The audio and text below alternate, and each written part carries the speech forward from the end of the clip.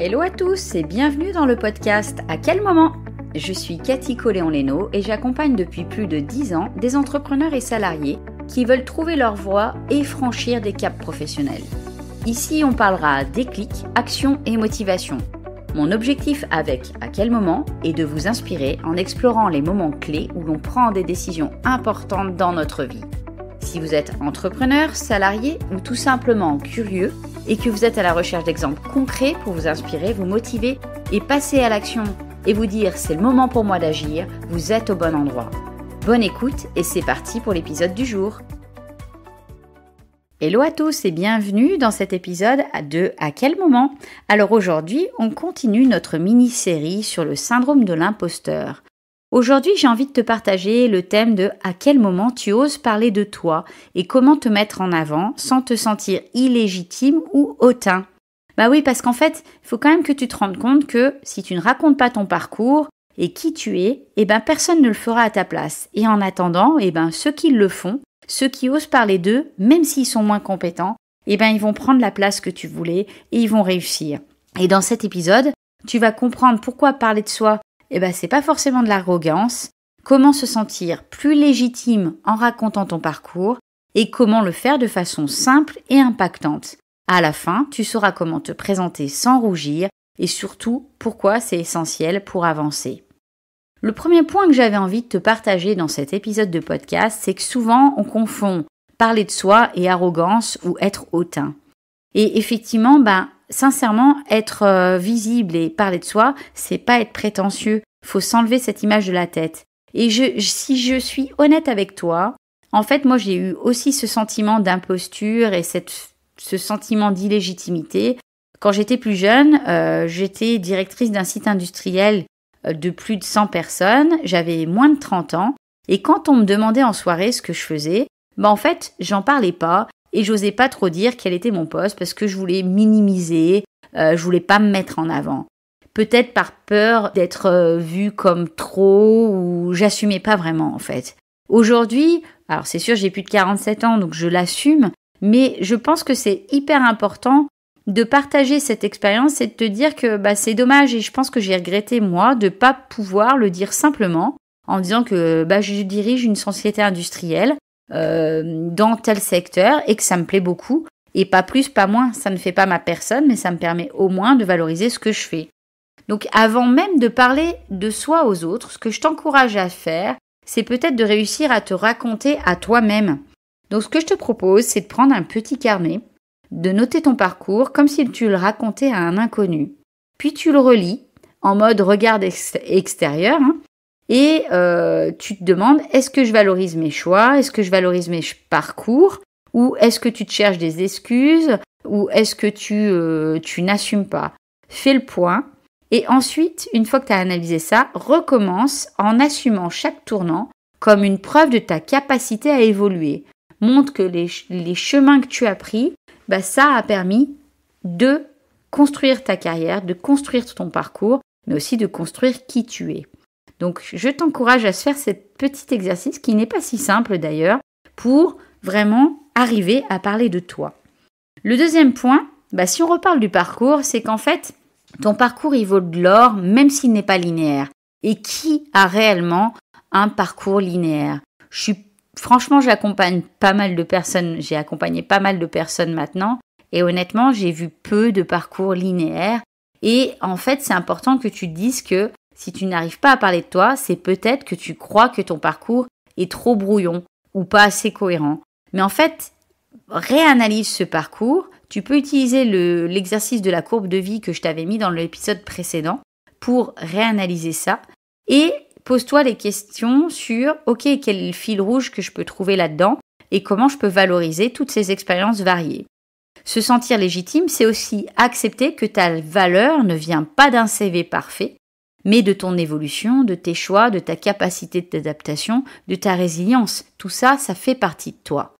Je vais donner un exemple d'une personne que j'ai rencontrée qui m'a parlé de son parcours et en fait qui a un parcours plutôt atypique quand on regarde à l'extérieur, mais qui finalement a un vrai fil rouge et une vraie cohérence. Mais par contre, il faut être conscient de cette cohérence-là.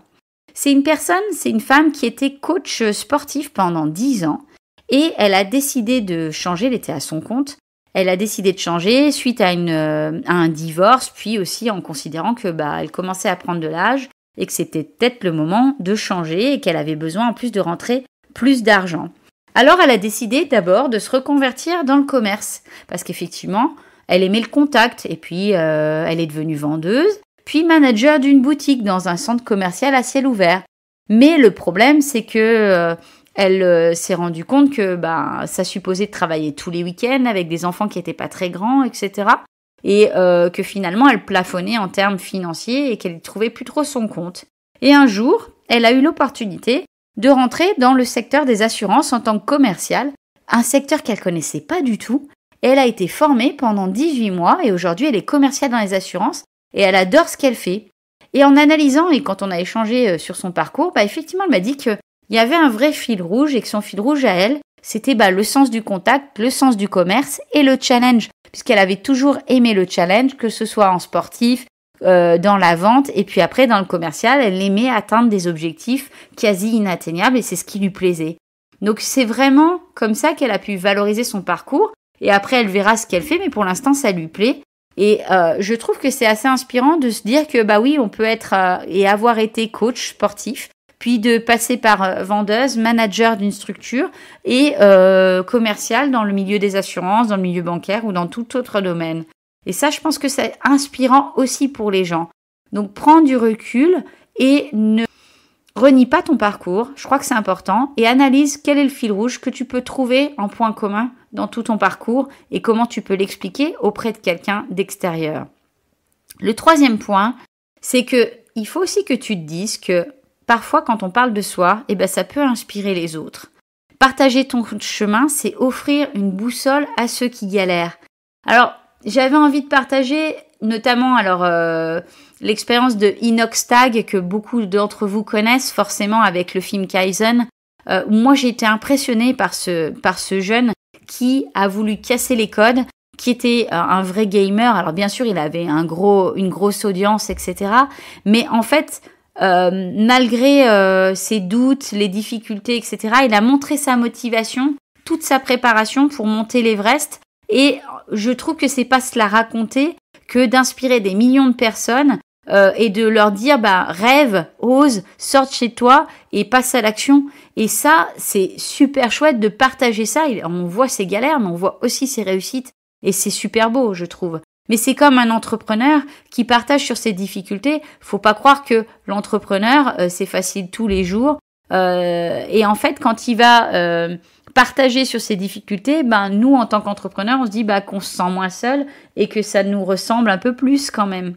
Donc, c'est vrai que c'est important de pouvoir partager parce que tu peux aussi inspirer d'autres personnes. C'est comme les personnes je pense à une personne qui était RH et qui a changé complètement de secteur, qui est devenue artisan, qui a travaillé dans l'artisanat et qui a inspiré d'autres personnes en disant oui, c'est possible. Et donc, effectivement, c'est possible. Donc, partage, c'est important et ça peut aussi aider des gens. Alors, ce que je te propose comme exercice, c'est de préparer un peu ton pitch et je t'ai mis un mini-guide dans la description de cet épisode pour t'aider à analyser et à pitcher. La première étape que tu peux faire, c'est lister un peu toutes tes casquettes, ton métier actuel, les métiers que tu as fait avant, les missions, tes compétences clés. Le deuxième point que tu peux faire, c'est noter ce qui t'anime ou qui t'énerve. Ce qui va te permettre de déterminer quelles sont tes valeurs, tes moteurs et ce qui est important pour toi, ce que tu as envie de changer. Et la troisième étape, c'est d'assembler le tout en utilisant une formule. Je suis tel métier, j'aide telle personne à faire ça parce que je crois que tes valeurs et ta motivation. Si je te donne un exemple, pour mon exemple, je suis coach professionnel et j'aide les managers à mieux communiquer avec leurs équipes parce que je suis convaincue qu'on peut diriger et manager avec clarté et bienveillance pour atteindre les objectifs de l'entreprise. Et ça, c'est important pour moi. Mais j'aurais pu faire pas mal d'autres phrases en fonction des types d'accompagnement que je propose. Donc la conclusion, ce qu'il faut retenir, c'est que parler de toi, c'est pas pour te la raconter, c'est pour créer du lien et puis te valoriser parce que c'est important de se valoriser parce que si tu le fais pas toi-même, personne va le faire à ta place. Donc je t'encourage à te challenger et à préparer ton petit pitch que tu peux partager sur mes réseaux sociaux, sur Instagram notamment, #JeSuisLégitime pour pouvoir inspirer d'autres personnes. Si tu as besoin de faire le point sur ta carrière, de travailler ta prise de parole ou simplement de prendre du recul dans ton business ou de déterminer une stratégie, je t'offre un rendez-vous gratuit de 30 minutes avec moi et tu peux prendre directement rendez-vous en ligne sur mon calendrier. Je te remets la description et le lien pour prendre rendez-vous. Et si tu as aimé ce podcast, partage-le parce que ça peut inspirer aussi d'autres personnes et moi ça m'aide à avoir plus de visibilité. Je te remercie et je te souhaite une belle journée et je te dis à bientôt pour un prochain épisode sur le syndrome de l'imposteur. Et voilà, notre épisode touche à sa fin. S'il t'a inspiré, qu'il a provoqué un déclic en toi et surtout qu'il t'encourage à faire un premier pas, partage-le avec d'autres personnes qui pourraient être dans la même situation. Si tu l'as aimé, laisse un commentaire, like l'épisode et abonne-toi au podcast pour ne rien manquer. Tu peux également consulter mon site internet CCL Performance ou me suivre sur Instagram Cathy by CCL pour plus de ressources et de conseils pratiques pour tous ceux qui veulent passer à l'action. Les liens sont dans le descriptif. Et surtout, n'oublie pas, un simple petit pas peut tout changer. Alors vas-y, ose et fonce.